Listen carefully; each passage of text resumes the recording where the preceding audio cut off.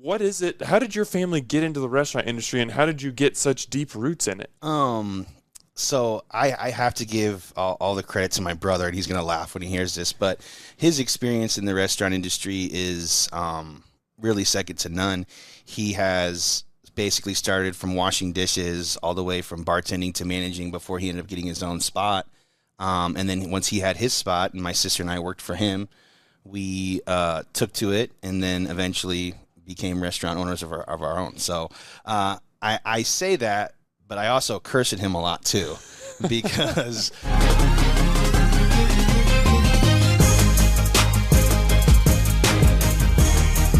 Hey there, Omaha. Welcome into another episode of Restaurant Hoppen. I'm your host, Dan Hoppen, and any restaurant that has been around for more than a decade has my respect, especially one that has changed ownership, because it can be difficult to maintain standards and maintain a fan base, especially when you're undergoing something like that.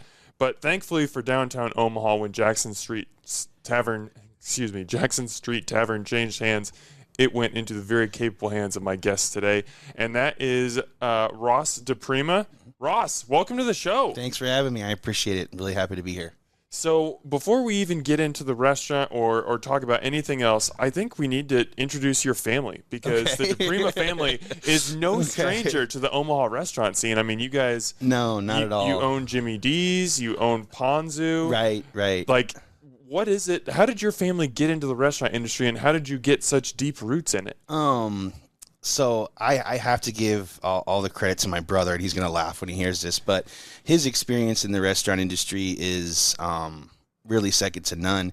He has basically started from washing dishes all the way from bartending to managing before he ended up getting his own spot. And then once he had his spot and my sister and I worked for him, we took to it and then eventually became restaurant owners of our own. So I say that, but I also curse at him a lot too, because he is kind of the reason why. So as much as I thank him, I also give him a hard time because of how difficult it can be at times. So what was it for you? I mean, he was kind of the conduit that got you into the restaurant industry. And, you know, you said originally it sounds like you weren't like super into it, but it was kind of like, I'm going to help my brother out. Yeah. What was it about that experience that like gave you the bug? So just being there and being immersed in it, and doing it from day to day. I've had a lot of other jobs that I've done, and this was the first one that I did that I actually enjoyed. I've done a lot of construction jobs where it was like, hey, move this over here and do that over there, and it wasn't super fulfilling. But for me, the restaurant has just it's been a place where I really enjoy myself. I enjoy going there.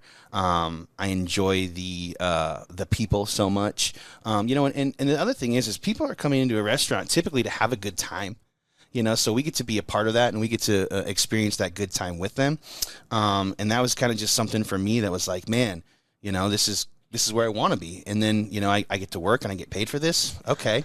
I guess I can do this, So that was why I was kind of drawn to it. And of course I saw him and his his success and what the different levels that he went, and I was like, okay, I'm going to follow in his path for sure.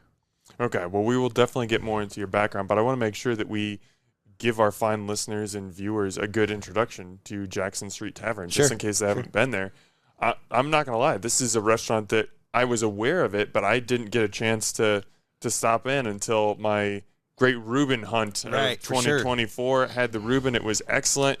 Came in for brunch a couple months later and had another great time. And I was just like, man, this is just like a hidden gem in downtown. This place is awesome. I appreciate that. No, I appreciate that because I do put my heart into it. So thank you. I have no doubt.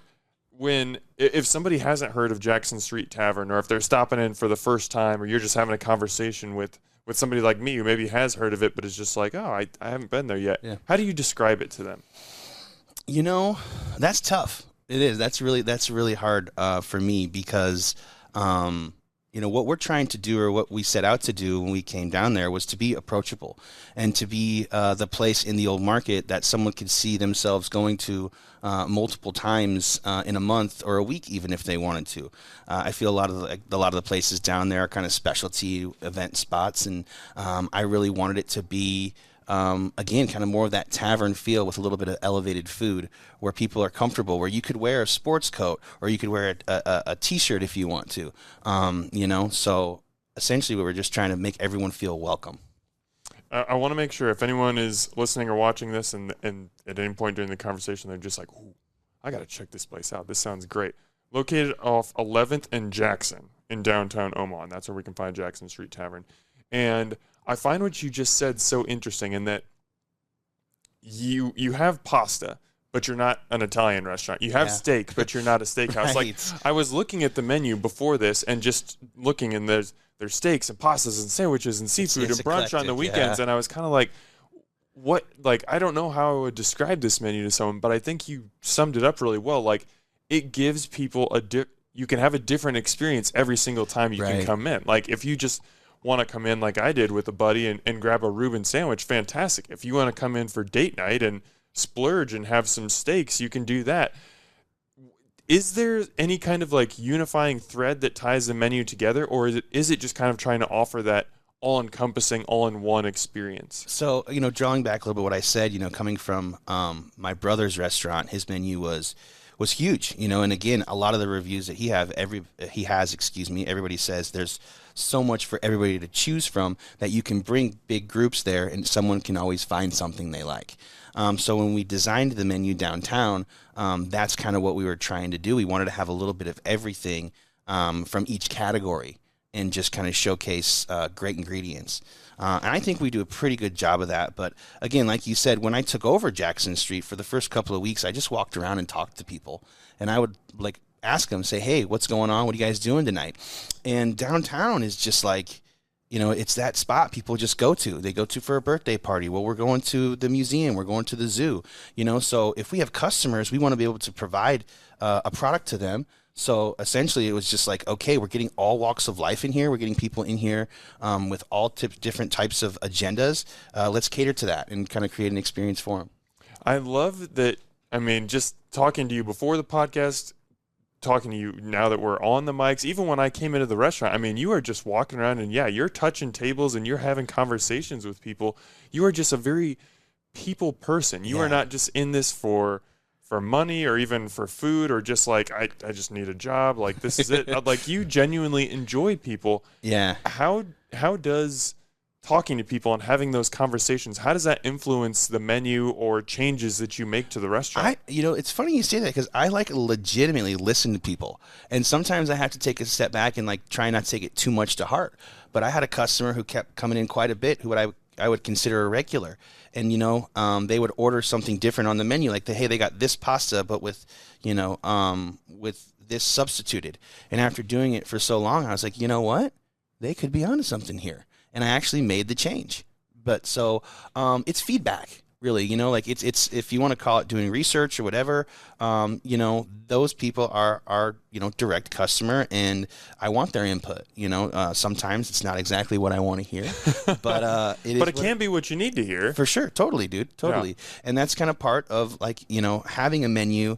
And I will say my menu downtown has changed quite a bit since I took over. When I bought the restaurant, I kept a lot of the things that were on previously and then added some new things, and I think it's important to do that, to stay current and to follow trends a little bit because, tastes do change. So how do you filter that feedback as a restaurateur, though? Because, yes, there are sometimes guests will have ideas or feedback where it's like, wow, that is a really good idea. But everyone's tastes are so subjective. Dude, and so different. Yeah, for sure. A lot of things, even if people are consistently giving you certain feedback again and again, you can't necessarily, A, you might not want to implement that change, B, given prices or the size of your kitchen or whatever, you might not be able to implement the change. So how do you weigh that feedback versus things that we can implement versus we shouldn't? Right. And that's interesting too, because even when you were doing your Reuben challenge, it's interesting to note that there's some great ones out there, but if you were to do a real Reuben, you get from deli in New York, I mean, we're talking about piling on the corned beef, right? You're looking at a $35 sandwich. Right, yeah. You know? So as much as I would love to put that on a plate, I don't know if there's a market for that. You know what I'm saying? So it's all those things you have to take into account, you know, and ease of operation, or even making sure that it is a possibility that you can execute. It's a big part of it as well. Obviously, utilizing your ingredients and cross-utilizing your ingredients is super important as well. So you don't want to bring something in that you're only going to use on that one thing. Hence why you came down, you had the Reuben, and then the next time you came down, you had the Z's hash. Yeah, that's right. I really like your corned beef, apparently. I think you like corned beef. Yeah. So it's just stuff like that you have to take into account and, you know, try and take a mathematic approach as well. Again, like you said, the restaurant is... It's a beast, but there's so many different components that I don't think the customer always can acknowledge. Like, yes, they're looking at the plate and they're tasting the food, and that's their impression. But what goes into that is just so much more than just, you know, putting a French fry on a plate. Like, our process is so much more difficult than just throwing some mayonnaise on a sandwich. You know, like actually making that happen. There's so many steps just to put that plate in front of a person. Sometimes they don't understand, but, you know, at the end, it's worth it. Well, let's help them understand. Can you provide an example, whether you want to go as simple as your French fry process or making mayo, or you want to break down a whole plate? Like, feel free to just let people know. I mean, you know, so like something as simple as a grilled chicken sandwich. We get the chicken in. We have to inspect the chicken. We hope that it's correct. I may order the chicken from my supplier, and they may send me something different because they're out. Then we have to kind of make those changes as necessary. We break it down. We marinate it. You know, that's one person's job. Another person's job is to come in, put it on the grill, and cook it. We take the bread that we order from Rotella's, best in town in my opinion. You know, put it on the flat top, cook it. Take the cheese that comes to us in a block that's pre-sliced.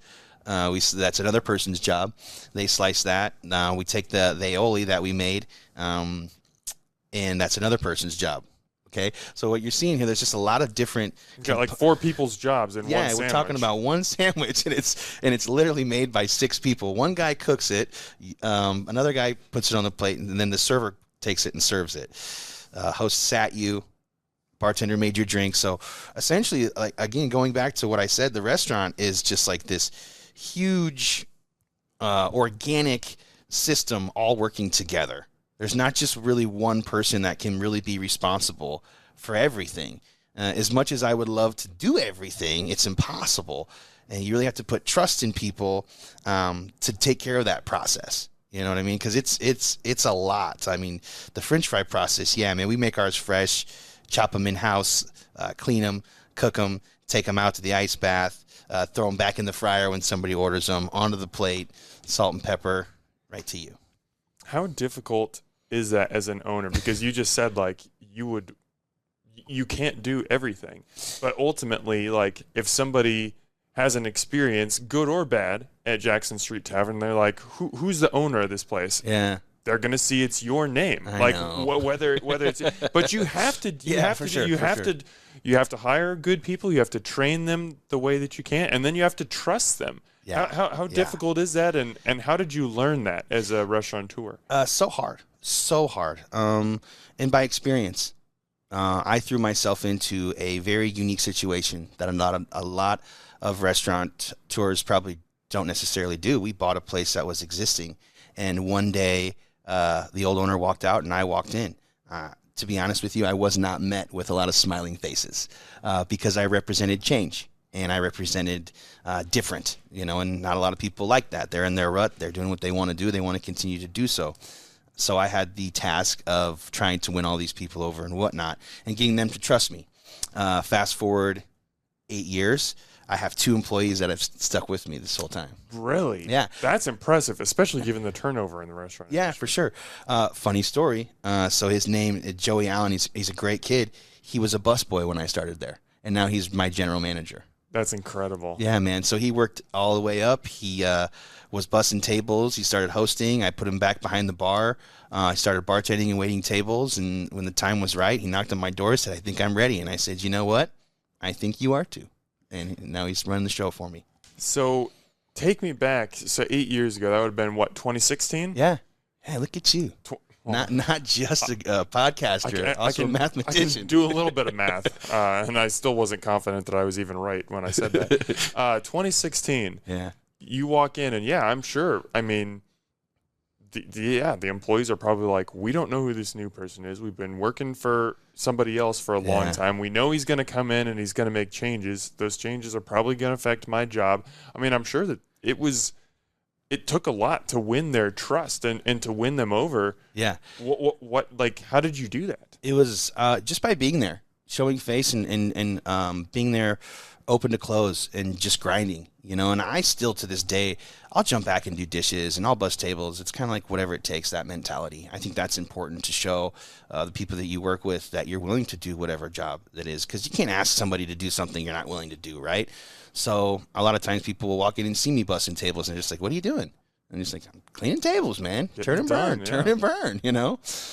So, yeah, but it was definitely one of the most difficult things to do in my life that day. I'll never forget the anxiety that I felt meeting the guys in the kitchen and shaking their hands and just hoping that they would show up the next day.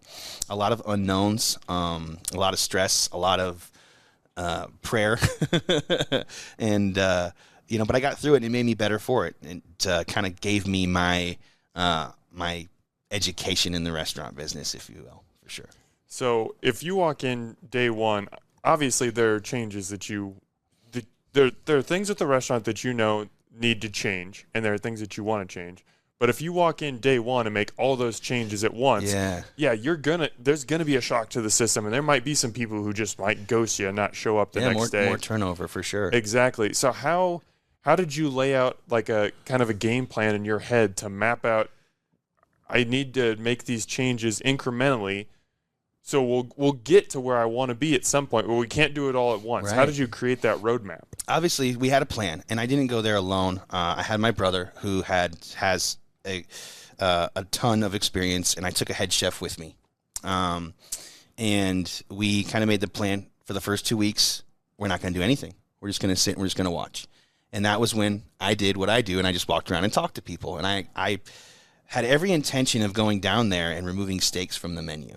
But as I walked around and talked to people, I say, where are you from? Oh, I'm from Denver. Okay, cool. Where are you from? I'm from, Chicago. I'm from all over the country, really all over the world. And I'd say, okay, why are you here tonight? We're just having some dinner. Okay, what'd you order? And they all ordered steaks.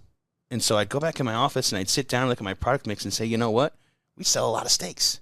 Probably wouldn't be very smart for me to take that off the menu. So then I was like, okay, well, let's do an affordable steak and let's try and get a good quality piece of meat and offer it at a fair price, because there's some amazing steakhouses downtown, but we kind of want to be, again, like I told you, a little more approachable, maybe a little bit more affordable. So, again, talking to customers and finding what people are looking for and trying to provide that for them was kind of the design, if you will. But obviously I had a chef with me, and he had his mind about some things that needed to be changing. And that's kind of like, as I said earlier, bringing new life to the menu and bringing in some new ingredients and kind of freshening things up, but also keeping a lot of what sold a ton. I still have stuff on my menu from the chef that opened Jackson Street. And I'm proud of that. I think that's awesome, because, again, like I said, the restaurant's just not one person, and there's a lot of hands, on that plate, if you will, making that dish happen. So it would be kind of arrogant of me to try and take all the credit and try and say, oh, yeah, that's all mine. Like, no, man, there's a lot of people that have done this and put their heart into it. And actually, the Z's Hash, that's his name. Brian Zerlin was my head chef when I came down with him. And I remember going through some menu revisions, and a gentleman that I worked with was like, don't you want to change that? And I was like, not at all. Like, that was something that he came up with. It's phenomenal. And it is phenomenal. And I tell people all the time, that's one of the best things on all of our menus. And I think it really hits. So give him the credit. It was his creation. We serve it and we're happy to do so. But again, like I said, it really does. It takes like a village, right? So I want to bring up that hash, because now maybe I just play right into this demographic, because I've discovered over the past couple weeks and months, I'm just a pancake fanatic. Like, I just absolutely love pancakes. So this dish just might steer right into what I love. But having a pancake at the bottom of that hash, so the runny yolk and the sauce and the juices from the meat all just flow down into it. And when you eat all that hash, you eat the potatoes, you eat everything on top, and then you get to that pancake, and it's just like the sweetness of the pancake with the savory just components of everything else. It's just amazing. And I was just like, why is no one else doing this? This is the perfect bed for this dish. Yeah. This should just be how all hashes are. It's a sponge for the vessel of flavor, right? So everything soaks up to that. I'm stealing that. That's brilliant. A sponge for the vessel of flavor. It's true though, man. Yes, yes. You know, and a lot of times people will order it and they order the pancake on the side, and you're just kind of like, sure, no problem, absolutely. But that's also one of those dishes that's kind of how we intended it. So that is how we recommend it. It is really good though, and that's kind of the whole point of it. You know, that's on the bottom there, and it just kind of pulls everything together. You can get all those flavors at once. Mm-hmm. So as I was going through your menu and trying to find that through line, there was a word that I kept noticing in almost every menu item description, and that was the word house. Yeah. Like a house aioli, house marinara, house gnocchi, house cut fries, house ground beef, and that word comes up again and again and again. And I think that that's a huge part of what has played into your success. You obviously can't make everything in-house. Sure. You don't have the room, you don't have the people. Sometimes you don't have the ingredients or even just the ability to. How do you decide this is something that we're going to make in-house versus this is something we're going to bring in from the outside? Well, it's really comes down to what we can do, like you're saying. And if we can do it, we'll do it. If we have the availability and we have the know-how, then we do it. You know, for a longest time, we were like with the gnocchi, we were considering, you know, just bringing in a frozen product. But when you try the house gnocchi that we make in-house compared to a frozen product, it's just not the same. Mm-hmm. And those little differences, they add up to make a big difference. So that's why, again, too, the menu it's not huge. I don't know if you noticed that. Like I think I have It's no cheesecake menu. It's no cheesecake factory, yeah. For sure. I think I have 10 sandwiches and like 12 entrees and maybe 6 salads. And again, what that does is it allows us to focus on those details and allows us to, get it right. Because when you got too much going on, you kind of forget about those things and they get lost in the cracks. So we just try and get the best ingredients that we can and then put them together to make a great dish. I would 100% rather come into a restaurant and see a menu with 10 items on it than with 50. Yeah. Because I know that the restaurant that has those 10 menu items, they are honed in on every one of those dishes. Those dishes were created with a lot of thought and intentionality. They've been cooked thousands of times. These people have those down pat. The one with 50, that might be the case, but it's a lot harder to perfect 50 dishes to execute to execute them, than it is to do the 10. So I love that you keep the menu streamlined and really have that top of mind. I'm curious, and I did a little bit of cross comparison. Obviously, Ponzu with sushi and going in more of a Asian direction. That's a little bit different than what you serve at Jackson Street Tavern. Well, I definitely pulled like the ahi tuna nachos that I have. We pulled that kind of from there. You know what I mean? And that was going to be my question, is like comparing your menu and the Jimmy D's menu. There are some similarities, some differences. When you have family around town and you have kind of these different restaurants, like how much sharing of dishes, sharing of information, like how much is there? I'm being serious. No, for sure. I mean, Jimmy's my best friend, and we talk every day, and we oftentimes talk shop. You know what I mean? My sister Lauren doesn't love to talk shop as much as we do, but we do. We compare, and there's like some friendly competition there, you know. But we're different. They're different business models in different places. But yeah, you know, if I find something and it's working for me, I'm like, hey man, check these out. These are really great. And then he'll try and say, yeah, for me, yes or no. You know, we do that all the time. It's just kind of like helping each other and rooting for one another, of course. So. Again, like I was saying earlier, I think there's a lot of that in our community, not just within my family. I know a lot of guys that have sat at this table, and I have the same conversations with them about what they're doing, how they're doing it, what they're using, different techniques and all that stuff. So we were talking about this off the mics, but I'd love to bring the conversation on the mics. And you were just telling me, you know, how many people you'll just meet at Restaurant Depot or other restaurateurs will come into your restaurant and you're just walking around and talking to them at the tables. And there's just this kind of sense of community in the Omaha restaurant scene. Is that something that, you know, you felt a part of right away as your family got into this? Is this something that's developed over time? Because I think just from talking to other restaurateurs, I think that that's not super common. Like, I think it's kind of not unique just to Omaha, obviously. This exists in other cities, but I think Omaha does it really well. Where does that sense of community come from? Maybe it's because we're a smaller community. Maybe there's more hands-on people here. Maybe there's a lot more mom and pops that are running these places because, again, we definitely tend to support one another and, like I said, root for one another. And, there'll be another place coming up the street from me and people are like, oh, did you hear about so-and-so? So-and-so is going to open up a spot here. How do you feel about that? And I'm like, I'm happy and I'm excited for them. And I hope that it goes well because this is a really hard industry to make it. And if somebody wants to give it a shot, I'm rooting for them to succeed because I know how hard it is. And I think maybe we all feel that. So we go into other people's places and we can say, you know what, this took a lot of work and I appreciate it.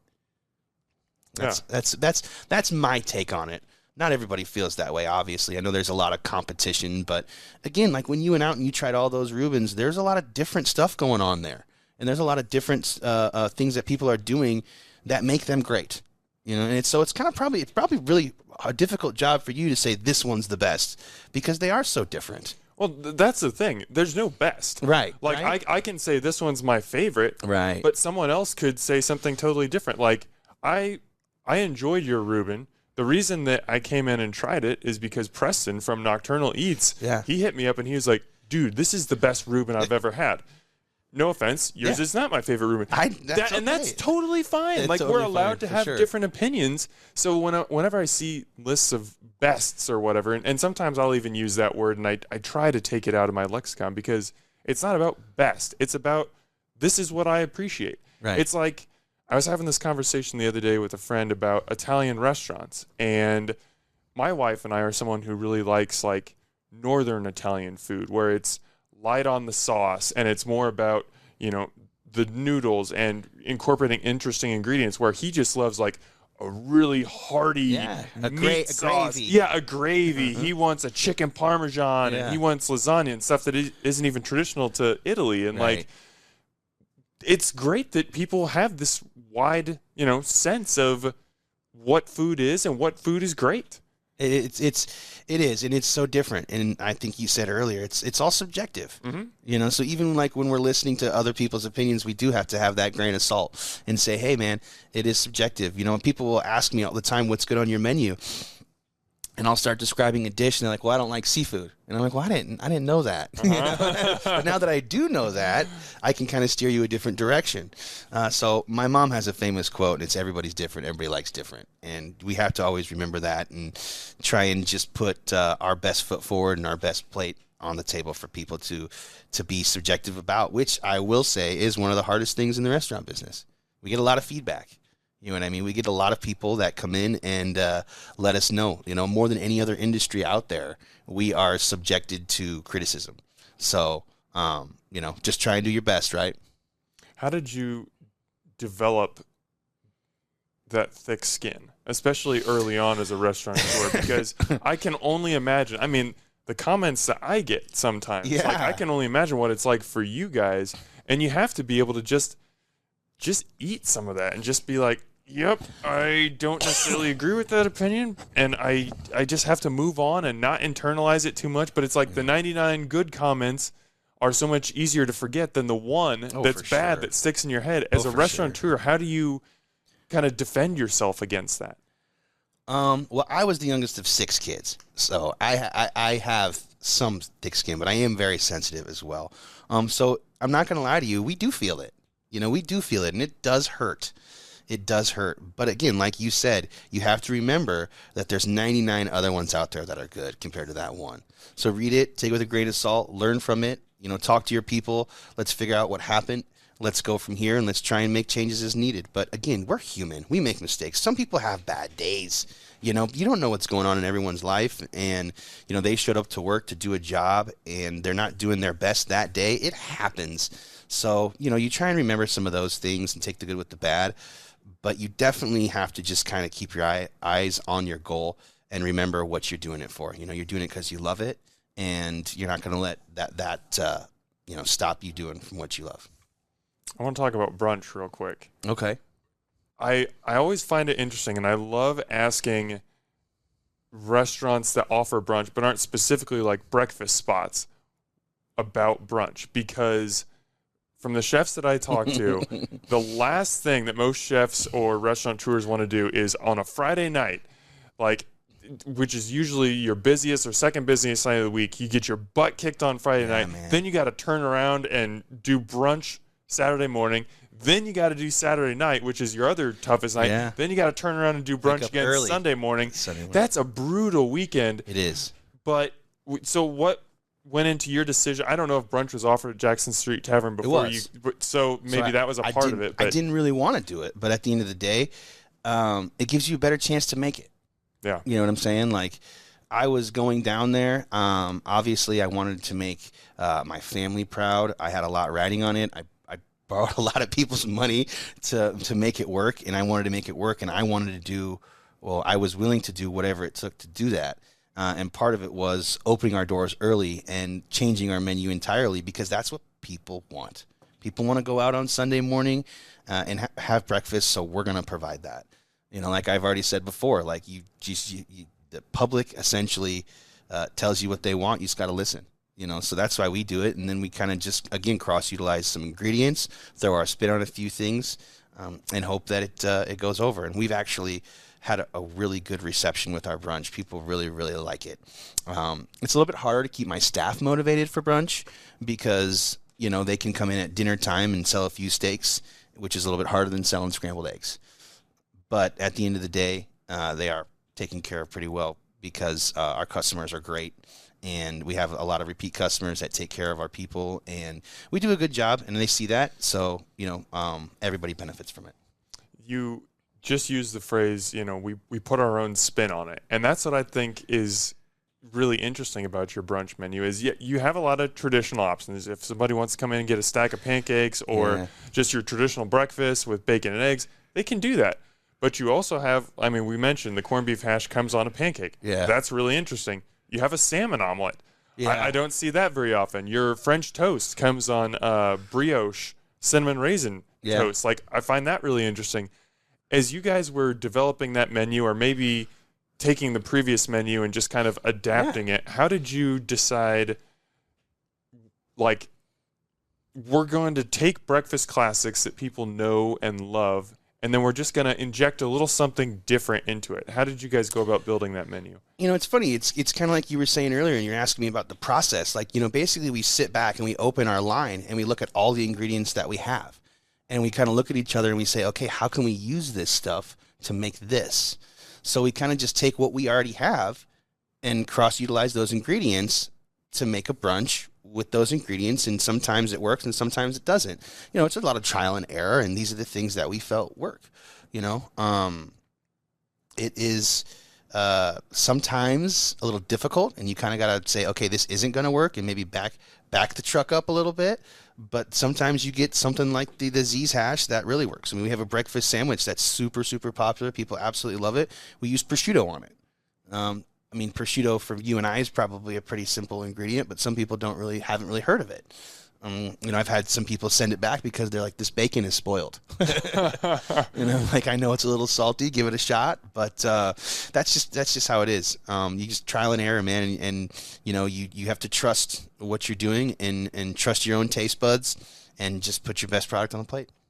You got into this a little bit at the beginning of our conversation, but you did not start in the restaurant industry and weren't necessarily interested in it. So how did you get into it? Obviously, your brother started his restaurant, and that's how you got in. But, like, how did you get involved originally? It's weird, and sometimes I feel kind of bad about it because, like, owning a restaurant was really never my dream. That was not how I grew up. I never saw myself. And some people do, like, they're like, oh, all I ever want to do is open a restaurant. And I always, like, shake my head. And I'm like, no, you don't. Like, trust me, you don't. But no, I've done all kinds of different things to get to that point. And sometimes in life, you know, a path just kind of presents itself. And the path presented itself, and I saw, again, what my family was doing. I was like, you know what, I can do this. And I was naive enough to believe it. And I went down there and took a swing, and 8 years later, we're still doing it, so. How did you first break into the industry? Like, what was your position? My first job? You're going to laugh. My first job, I was a busboy at Sortino's. Oh, really? Yeah. And that was a real eye-opener, because we're talking like 40 kids, baseball teams coming into a restaurant that seats 500 people with paper plates and paper napkins. And I had my cart, and I was just pushing it around all night, just picking up, cleaning. And that was when I was like, I will never do that. I will never. And now fast forward many years later. God has a funny plan. That's right, man. It works in mysterious ways. So how did your brother pull you in? Funny enough, we were in class together at UNO. And he had been working for a really big restaurant group here in Omaha, and I think they felt maybe it was just time for a change. And he came in and he said, you know what, I'm not going to be the GM of this restaurant anymore. I'm going to open my own restaurant. And I was, going to college and just kind of losing my lust for studying. Don't know if I ever really even had it, but decided to follow him and said, you know what, you're going to open a restaurant. I'm going to work for you. And then we went from there to the library and started developing menu, stuff like that. And I bartended there for 8 years and had a blast. And then eventually had to take that next step. When I was 30, I bought Jackson Street. Wow. See, these are, when I was telling you guys like didn't have your story online, it was hard for me to do my research. Like that's the amazing story. Hey, you got to keep a little private. That's why I love this podcast, because that is an amazing story. Yeah. So, like, take me inside that. I mean, when you guys are at the library, are you, in those weeks and months after you make that decision that, hey, we're going to open a restaurant, are you guys just constantly bouncing ideas off each other? Well, again, like I said, man, he has, my brother's knowledge is extensive. And yeah. I don't want to tell his story because he can definitely do that. But, I mean, he was washing dishes at a restaurant called Señor Matias back when I was, still a child. And then he was down at the French Cafe for many years working there. And the knowledge that he gathered it's just crazy, because, you can go to school and you can learn something. But for me, the best way to learn is just by doing. So he was a cook at the French Cafe for a little bit. So, like, his knowledge of culinary is way beyond mine. And that's kind of funny. Like, I guess I should have mentioned that. Like, I will call him all the time, like, hey man, what's this? Have you heard about this? What's this process like? And he's like, oh yeah. And it just rattles it off with ease. So, his experience, I kind of pull from that. And that helps me with my growth and my knowledge. Kind of like, I guess it's almost like cheating, because I have someone I can call anytime that can basically help me find the answer. And if he can't, my mom will, because I want to give my mom credit for getting us all in the food industry, because she was the one who kind of cared the most. You talked about your friends and the difference of Italian food, right? So I am of Italian descent, and my nanu, my grandfather, first generation here in Omaha, kind of my mom learned how to cook from my nana. So she took that, and everyone's always like, oh, you're Italian. And I always tease people, I'm like, no, I'm American. I'm from America. I'm never going to go to Italy and say, hey, I'm Italian. So I always tease people and say that I'm American, but Italian descent, right? And the way that we cook, which is kind of indicative of Jimmy D's menu, like you said, it's a gravy. That's how we grew up. That's what we were eating. We grew up. One menu item that is particularly close to my heart at Jimmy D's is called Marilou's pan-fried meatball sandwich. So when we woke up on Sunday mornings, my mom would start cooking the sauce early in the morning, and you could just smell it throughout the house. So for lunch, what she would do is she'd take a piece of Rotella's bread and she'd flatten a meatball and put it on with some sauce and some Parmesan cheese, and that's what we would have for lunch. So when Jimmy was opening Jimmy D's, we sat down, like, well, we got to do Mom's meatball sandwich. So when it comes out, it looks like a cheeseburger, but it's actually meatball meat. Interesting. Oh, yeah. I used to put it in front of people when I was working at Jimmy's, and they'd say, hey, I ordered the meatball sandwich. And I'm like, just give it a shot. And people would try it and be like, whoa, it's amazing. Because it's a really simple idea, right? You just take one meatball and just flatten it to a hamburger patty, and then you throw it on the flat top, crisp it up a little bit, sauce, mozzarella, and it's delicious. But that was just something that we had as children that we were like, we really need to share this with other people and let them experience it. I don't know if you want to call that Italian food, but Italian-American for sure. Yeah, absolutely. And I think that goes, right into what we were talking about earlier, where it's like, yeah, maybe someone wouldn't consider that specifically Italian food. It's Italian food to you. Right. Because you come from an Italian family. You have those core memories tied to that specific dish. So if you see something that's similar to that, that plays right into your palate. Fascinating. We could talk about this forever. I got to get us back on track. Because I'm so fascinated. So you spent 8 years bartending. Yeah. Or maybe not bartending the whole time, but mostly bartending. That's what I love to do. It's a lot of fun. I can trust me, man. It's a lot of fun. Bartending can be a blast. I trust that because so much of bartending is being social and talking to people, and you are a fantastic conversationalist. But at the same time, like, you're doing your job, you're talking to people, you're having a good time. How much are you also just soaking in all the information that you will eventually need to own your own place? Like, you're seeing what your brother's doing with the menu. You're seeing different pricing. You're seeing, oh, how are we selecting silverware? Right. What type of tissues are we offering in the bathroom? Like, dude, how much do you have to soak in that information while you're doing your job? So that all goes into it. And I think that was kind of like pretty funny for my brother, because I would always look at him and be like, man, you got it. It's so easy. It's so easy. I want to do what you want to do. And then I went downtown and all that stuff became way more of an importance to me, where before I didn't even think about it. And Jimmy just teased me like, dude, you're just coming in, making your tips, having a blast, closing the bar down late, leaving the table sticky, getting out of here, locking up at 3 a.m., coming back, whatever. It's different when it's your place. That's right. So I kind of had to grow up a lot of it. And I did, and all those things then became more important, and you have to take accountability for all that. You have to look at all those things. I mean, dude, there is so many things. Like, if you look at what a restaurant has to order, it's insane. I mean, we're talking about from the food items to the disposable items, the paper goods, to all the things, the equipment, everything. Like, there's just thousands of items that at any moment my phone can ring and be like, hey, we're out of this. Oh, man, how could I forget that? Well, I could forget it because I have 10,000 other things I have to remember. So kind of being thrown into the fire, man. Being thrown into the fire and having to do it. Again, like I said, the only way to learn is just by doing, and it was a rough education. But now after doing it 8 years, I feel like I'm pretty confident in my ability to do it. But still, to this day, like I said, everybody makes mistakes, and we forget things. We're human, and thank God for Restaurant Depot up the street, because we can go there and pick up whatever we need if we can't get it from Cisco. So you mentioned you work at your brother's restaurant for 8 years, and then at 30, you get the opportunity to purchase Jackson Street Tavern. Two-pronged question here. How did you, ready is a relative term, but how did you know that you were ready to own your own place, and how did the opportunity to purchase Jackson Street Tavern arise? Okay, so I realized that that Jimmy's was a blast, and I was enjoying it so much that time just flew by. But I was approaching 30 years old. I got married that year, and we were having a baby that same year, and that I bought Jackson Street. So it was kind of like a time to grow up moment, and needed to kind of think about the future more. So I put together a business plan for a restaurant, not Jackson Street Tavern. And I went around and was soliciting it to certain people, certain commercial real estate people in the business. And I crossed paths with somebody, and they were like, well, why not buy one that's already, up and running? And I never really had thought about it.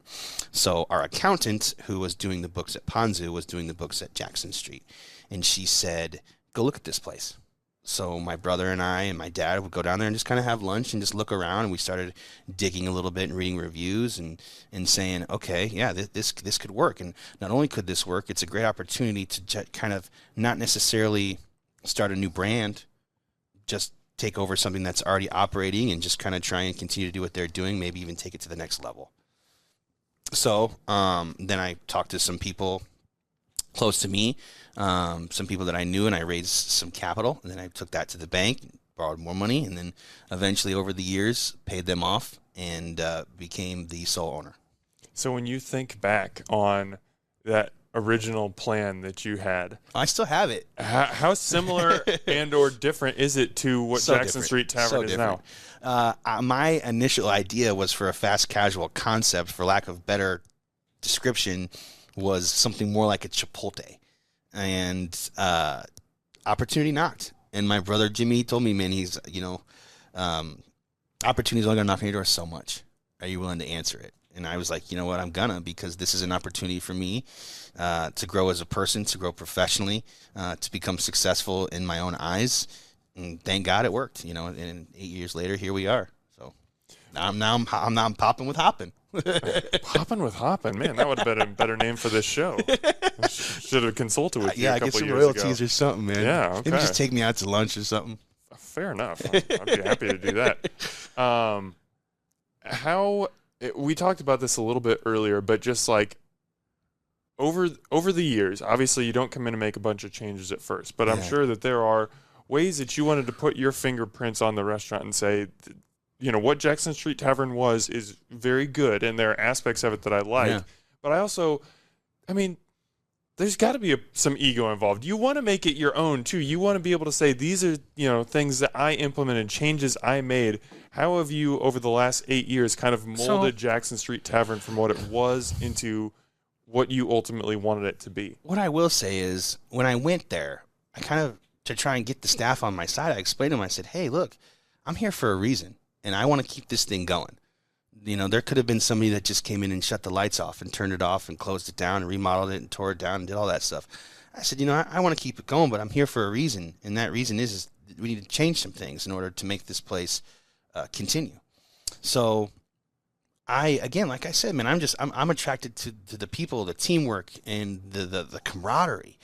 And so I wanted to build that synergy because the synergy wasn't really there. So I mean, I've often had employees call me more of a coach than a boss, because I feel like what we're doing is simple enough, and most people can learn to do what we're doing given the opportunity and given time and given instruction. I would actually say that's one of my weaknesses with people. People come to me and I give them numerous opportunities because I'm like, you can do this. You know, I got a lot of servers that work for me where it's their first serving job. You know, and that sometimes hurts because people are like, man, the service was not that good. And I'm like, I know, we're working on it. We're going to get there. But then after those people learn and do a good job, they usually stick around for a long time because they recognize that you gave them that opportunity. But I just wanted to be able to provide a good product in downtown, which I will say is probably one of the most difficult places to make it in Omaha. There is so much competition, and there's so many great places around me. I mean, people will come in and they say, hey, we love your spot. We had a great meal here. Where else could we go downtown? And I'm just like, I just look around and I'm like, where do I start? I know. You know, I'm like, where do I start? And so with that said, you know, we kind of have to be on top of it. We kind of have to be relevant. We have to make sure we have a good product at a fair price because there is so many places, so many great places to go downtown to eat. So I don't know, man. That's a hard question for me to answer just because I try to leave the ego and all that stuff out of it. You know, for me, it's just like it's a job. It pays the bills. It takes care of me and my family, and that's why I do it. Mm-hmm. You talked about building camaraderie, building a great team, dude. It's everything. How do you do that? How do you create a work environment where it feels more like family than it does just going into a job? So again, that's where I came from. You know, I started working with next to my sister for my brother.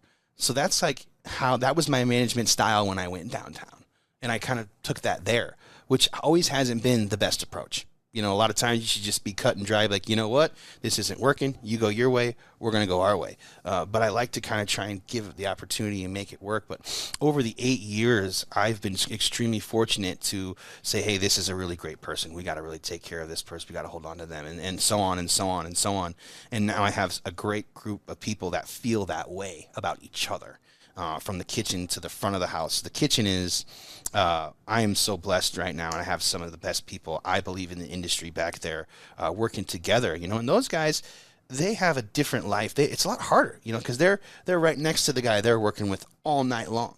You know, as a server, you get to go talk to the bartender, and then you get to walk away. You get to talk to the host and give them a hard time because they didn't seat your section, and then you get to go over here and complain to the other servers about it, right? So the kitchen guys, they really got to like each other. They really got to be friends and whatnot, and that is probably one of the more difficult management things that I deal with. But now, after going through it and finding the right pieces of the puzzle, I really feel very blessed and fortunate to have the guys that I do. But again, it's a long process. It's a long process. It's very tedious. It's very hard. It's stressful. You know, the other thing that I remind people about this industry is we're open every day. We're open every day. And I got friends that work for corporate America, and they get off from Christmas to New Year's. And I'm just like, how is that possible? That's so amazing. Like, what am I doing? Why am I doing this? I want off all those days too, but we don't get that, So it takes a special person to be in this industry. It's understanding those people and working with them and just trying to bring out the best of them that you can to get that camaraderie. But when we're, as they say, in the weeds, it's difficult. We all feel it. Everybody in the restaurant feels it. And then once you get out of it, you feel like you've accomplished something. And there's that high five and like, yeah, we did it. Or like, hey, man, you didn't do such a great job. Next time, maybe let's do this instead. And everybody kind of feels that together, and it brings everybody closer because it's like a little journey, if you will. It's like, hey, we went through something. We've been through something together. Like after this podcast, me and you, man, we've been through this together. Now we're a little bit closer, right? Absolutely. So it builds those relationships stronger, and that kind of creates camaraderie. And again, I love that part of the restaurant so much. Like that is what I'm drawn to. I'm drawn to being a member of the team. I never ever like people to call me boss or whatever. Like when I meet somebody's parents or something, they're my coworker because we work together. I don't like it when people say that stuff for me because, like I said earlier, I'm willing to do whatever it takes, unfortunately, and sometimes it's not too glamorous. But I love watching you talk about that because that was the most animated you've been during an answer. Over everything that I've asked you and everything we've talked about, even more than food, you have repeatedly brought up it's about the people. It's about the people. I love talking to people. And then that answer right there, I mean, you are in it for the people who are in the kitchen, who are on your service team, and the people who are seated in your restaurant. And I find that such a beautiful thing. And in such an industry where it's so easy to get beat down by the hours and by the negative comments and everything, I think it's that love for people is something that really helps keep you going. Well, I feel like it's such a huge part of a restaurant that like people maybe don't recognize anymore. I guess I'm just kind of old school in that way. Like I know the food is the hugest. Like my quote that my staff laughs about is I tell everybody the kitchen is the heart of the restaurant. The heart of the restaurant is the kitchen, but we're all working together and we're all working to create this environment. And a big part of that I feel like sometimes gets thrown to the wayside is the service or just the mood of everybody and how they feel. And that for me is just, it's huge, I know you've been to some places before where the service is maybe off a little bit and you can tell they don't want to be there. I mean, I have another saying I say, if you don't want to be here, I don't want you here, because you're going to feel that and we're going to recognize that negative energy and it's going to spread. But if you're happy and you're having a great day, hopefully then they come in and they can be happy and have a great day. So that's like where I like to focus a lot. I let the guys in the kitchen take care of that stuff, and I focus on what I can control and kind of just, help the people and help my staff do as best as they can. I love that you say that. And it brings to mind a meal that I had at the committee chop house. This was probably 2 years ago. And I'm super good about remembering all my meals and food and everything. For whatever reason, I don't remember what Sarah and I had, my wife and I had this night. But our server was amazing. Right? She was so attentive. She was kind. She walked us through the menu. I mean, I specifically remember like all these different touch points she had. She wasn't like too present or like on top of us, but even more so than the food, I remember that years later. That experience, and I think that speaks to exactly what you're saying. Yes, restaurants, ultimately people go there because they're going to eat, but they can eat at home. Yeah. And get the same amount of calories, get the same nutrition that they need to. Yeah, they might not have as good a food. Right. But you go to a restaurant because you want that experience. Right. You want that service. You want that great food and just everything all tied together. That's why people go out for birthdays and for anniversaries and for New Year's Eve and stuff. Totally. Yeah. So and they don't want to do the dishes. That too. No one wants to do the dishes. All right. Real quick before we get out of here, 2 last questions that I like to ask just about everybody that I have on the podcast. First one, what is one thing about the restaurant industry that you think most diners don't understand that you wish they did understand? That's really hard. That is really hard. Why'd you save that for the last one? It's a tough question. You gave me a bunch of softballs and then you threw me the fastball at the end. I just, if I could, again, like I said earlier, you know, that we are human and we do unfortunately make mistakes. So please be patient. And I always tell my staff, hey, look, if everybody eats breakfast, lunch, and dinner, that's 3 meals a day. You know, we're talking about 1,000 meals a year. Don't let one mistake, one bad one ruin your day. There's going to be more, and you're going to be able to eat again and enjoy. So just be patient and, you know, take it for what it is.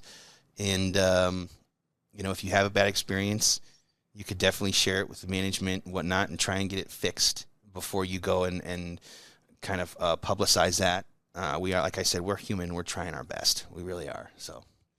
And then I think I know the answer to this question. I think we've brought it up many times, but I like to use it as kind of a bow on the podcast and to end things on a positive note. What is your favorite part about being part of the restaurant industry?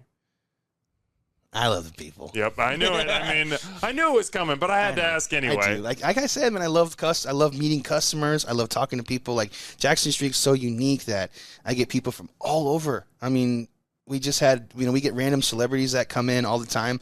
One of my staff members took a picture with a celebrity, and I sent it to my brother around Halloween. He's like, dude, that's a really good costume. I'm like, no, that's him. He's like, oh my God. Who was it? Andre 3000. Oh, really? The rapper? From Outkast? Yeah. Yeah. He came in, and then Shabuzi was in town, and he came through as well. So I love meeting the people. But even like during Berkshire Week is crazy. When the equestrian thing was going on, I mean, I'm serious. Like people from all over the world. It's fun to just meet people and talk to them and see where they're from and what they're doing here. But then again, I also have a great relationship with all of my staff. Like we have staff parties as an excuse to get together as much as we can. And it's a blast, you know, and if we like each other and we want to work with each other, it kind of elevates us and hopefully makes us better. I think it does. And I just want to encourage you, listeners, go check this place out, Jackson Street Tavern. I mean, it's been around for a while, and there's a reason. And what I love about it is I'm not going to put the pressure on you because you can't be there every day, every minute that it's open. That would crush you. Like I told you, I recently have just kind of taken a step back and kind of given the responsibilities to some other people and let them kind of have the opportunity to kind of go through what I went through. Right. But if you are there, you're going to be moving around the dining room. You're going to be saying hi to people. And even if you're not, I think that your energy and your enthusiasm has translated to your staff, and they're still providing that experience. So if you go to Jackson Street Tavern, you're going to get that level of service that we're talking about. Ross, I can't thank you enough for coming on the show. Thank you for being here. And no, congratulations to you and what you've done for the restaurant community, man. Like it's awesome. I was teasing you about being a local celebrity, but you know, it's kind of a product of what you've been doing, and it's great, man. We needed it. We needed someone like you to get out there and show people maybe some places they haven't heard of before to go try. You know, so it's awesome. So thank you for what you're doing. All I'm doing is eating and throwing some pictures on Facebook. You guys are the ones who are doing the real work. So congratulations. Cheers, man. Yep. Omaha, as always, thanks for eating with us. Thank you.